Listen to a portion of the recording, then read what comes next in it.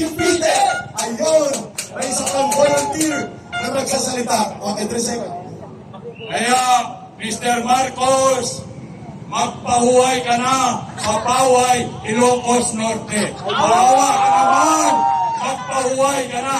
Magdiskanso ka na sa Paway, Ilocos Norte. Maraming salamat. Apo, Ferdinand Marcos Jr. Nung mabalin, pakabalin na, ang bumabakan, mangkasi kami, ikas na ang mga kababayan mo. As natin kayo na Ilocos, nga nagkururay na, niyaramig na nabagsatan ni amin na Pilipino, regardless of their culture to their nations. Unity in diversity. Buhay ang taong bayan! Maraming salamat kay retired Colonel Contapay. At nakita ko na ang grupo ni retired General Felizardo Simoy. And of course, ang kinikilala na kapartner ni Tatay Digong at tagapagtanggol ng batas, kapayapaan at katarungan, kasama natin sila Tatay Rani mula sa Quezon City.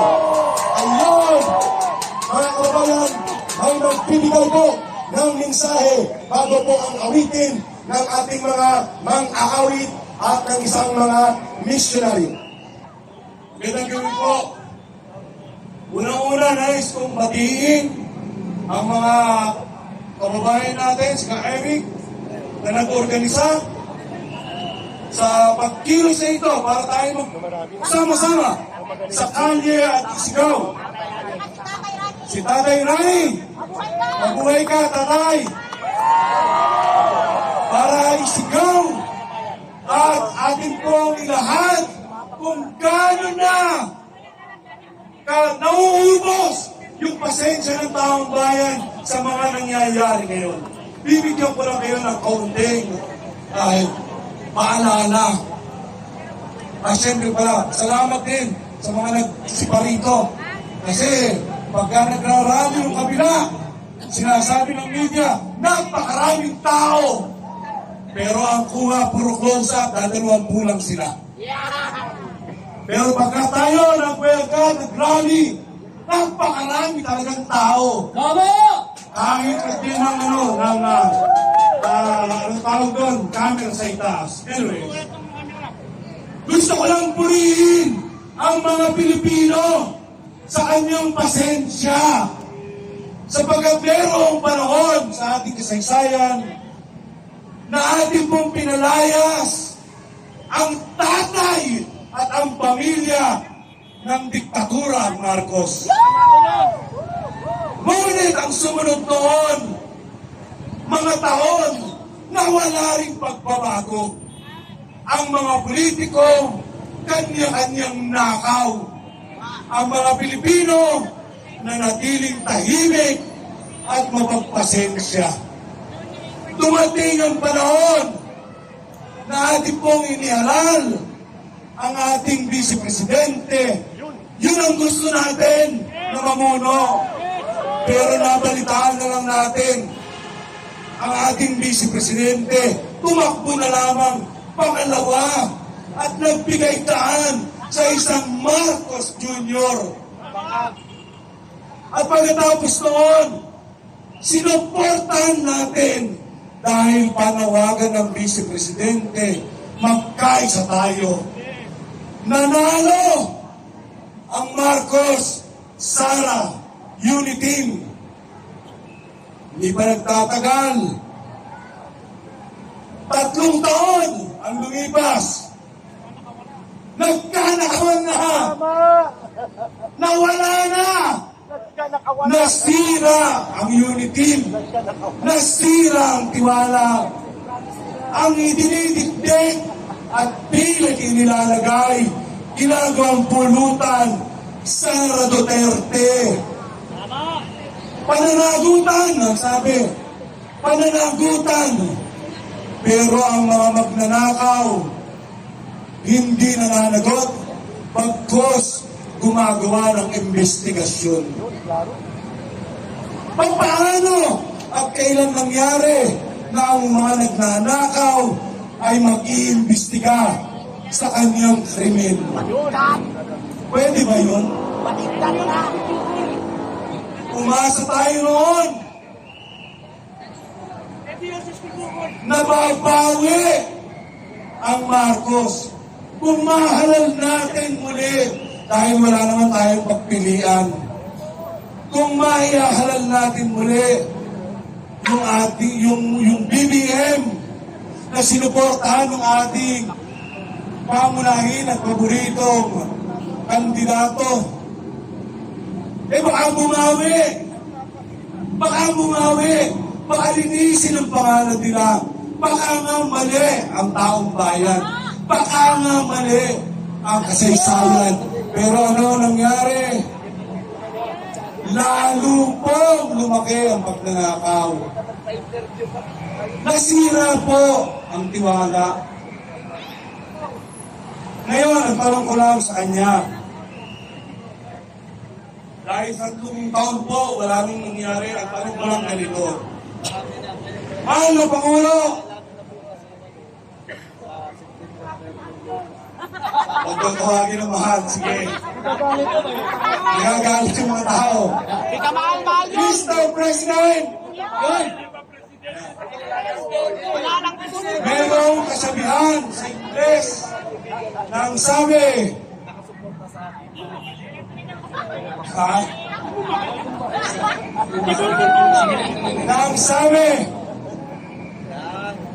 tatagalugin ko na lang. Ang problema, no? It rises and falls on leadership. Diba? Lahat yan, pwede nating imbestigahan, isisi sa kung sino, pero ang sabi, ang problema ay nasa liderato. Kung sino ang namumuno, siya ang may problema. Siya ang dapat na gumagawa ng solusyon. Ang masakit, baka ang ating Pangulo ang problema. Kaya walang nangyayari. Kaya ang tanong ko sa iyo, Mr. President, ninanakawan po at patuloy na nananakawan ang sambayanang Pilipino. Ang tanong ko sa iyo, paano mo kami ngayon gustong mag-react? No? Sabi nga ng mga nagsisipag-welga, nagsisipag-rally, inagahasa ang sambahayan. Ang tanong ko sa iyo, Mr. President, paano mo ngayon gusto mag-react ang sambahayan ng Pilipino? Sa ibang bansa, konti lamang, hindi kasing laki ng atin ang korupsyon. Pero nag-aaklas na at gumagawa ng karahasan ang mga mamamayan.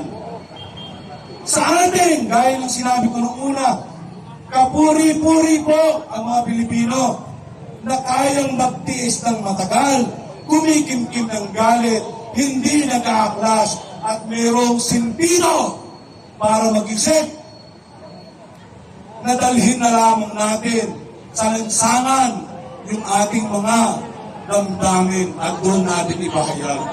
Mr. President, ang pakiusap ko po at panawagan at marahil ng buong sambahayan, isipin po ninyo mabuti.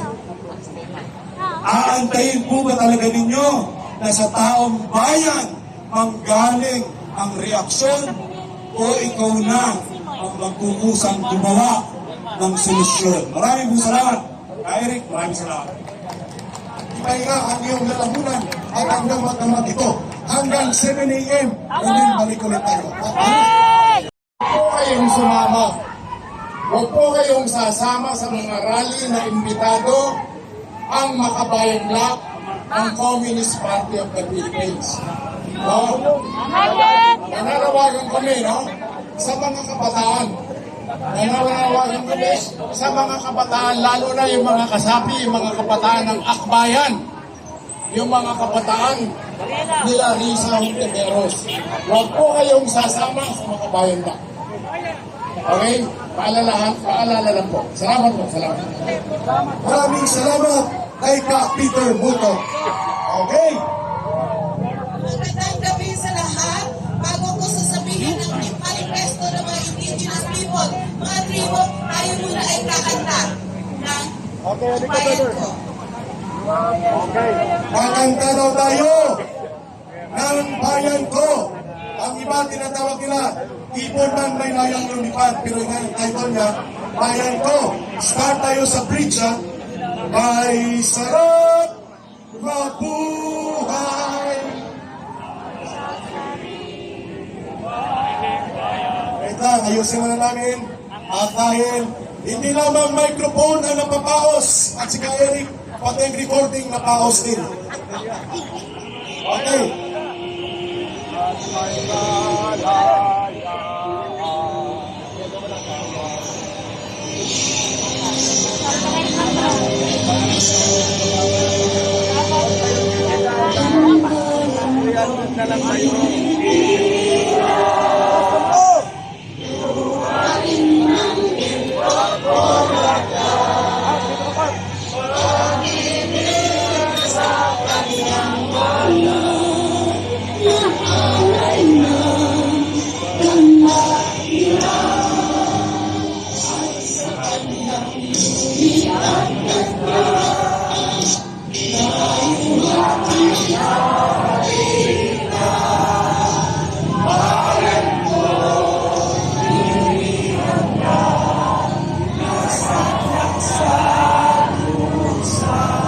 Sabay-sabay tayo!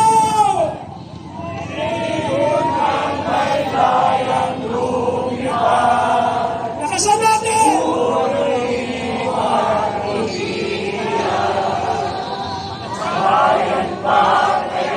Kapag ilan ang iman nasa nakaalpas, Pilipinas kong minumutya, ugat ng luha at kalita, aking makita, makita kang sakdalaya.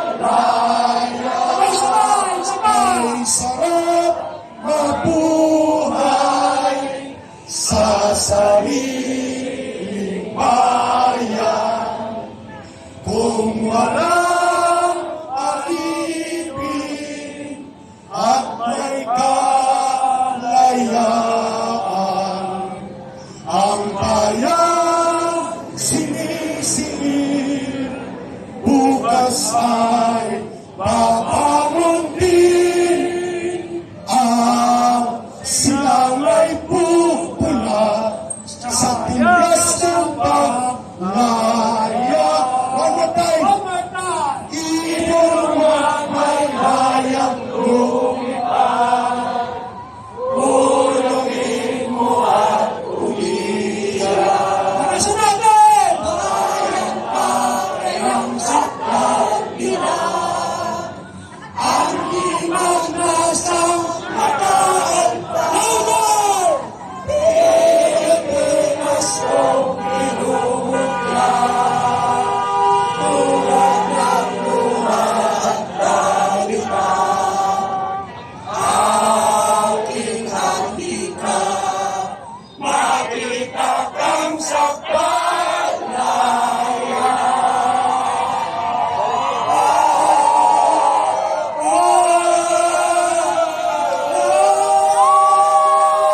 Marcos Romualdez Palayasin! Palayasin! Marcos Romualdez Palayasin! Marcos Romualdez Palayasin! Marcos Romualdez Palayasin!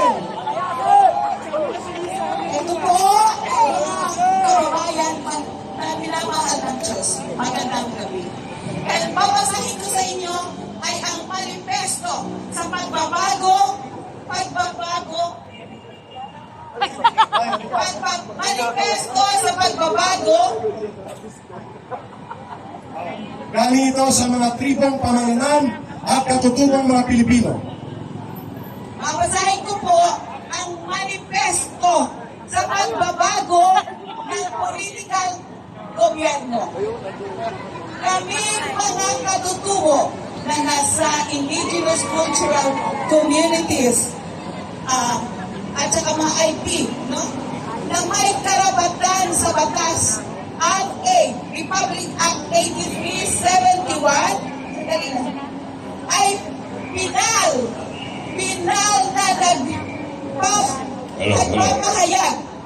na nagpapahayag ng sariling paninindigan. Sa English, yan ay right of self-determination.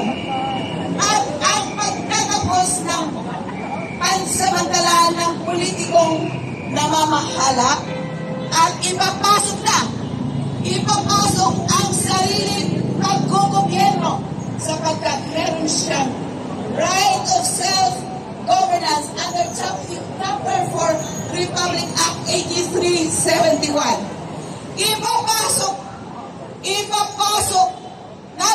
Papasok kami, Ano ba? ipapasok ang divino gobyerno, divine governance, sapagkat sukdulan ng masama at may paglabag sa batas na nagre-resulta ng paghihikahos ng bansa. Aming papalitan ito ng divino gobyerno. Ulitin ko. Aming papalitan ito ng divino gobyerno. Piniling sistema na malinis at walang korupsyon. Salamat sa lahat sa pakikinig ng panindigan ng mga hero. Hasta kayong lahat! Kailangan natin bansang Romualdez. Ang mangyari sa Pilipinas, wala tayong trabaho. Hello, ka Eric. Sino ang sunod? Walang bigas eh. Ay, hindi na tayo uwi! Hindi na tayo uwi! Saan? Sa Malacanang. Awitin mo na, sir. Awitin mo na. Ah, Sa batasang pabata.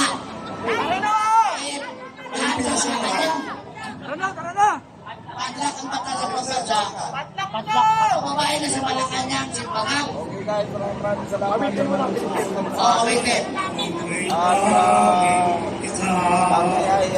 Wait.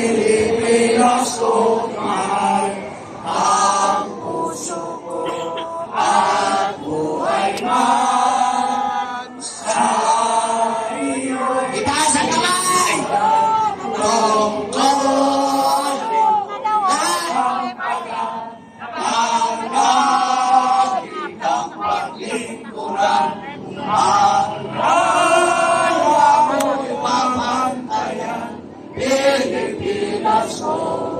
Taasan ka ng kamay! Ang bayan ko'y tanging ikaw. Pilipinas ko. Copyright yan?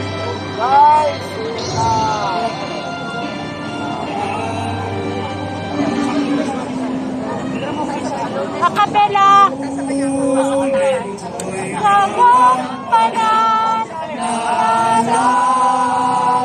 kang paglingkuran. mo'y gagantayan, Pilipinas ko.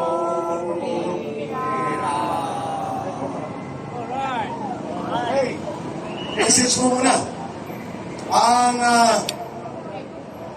May mga nagsasabing hindi tayo uuwi. Pero yun po ay voluntary call.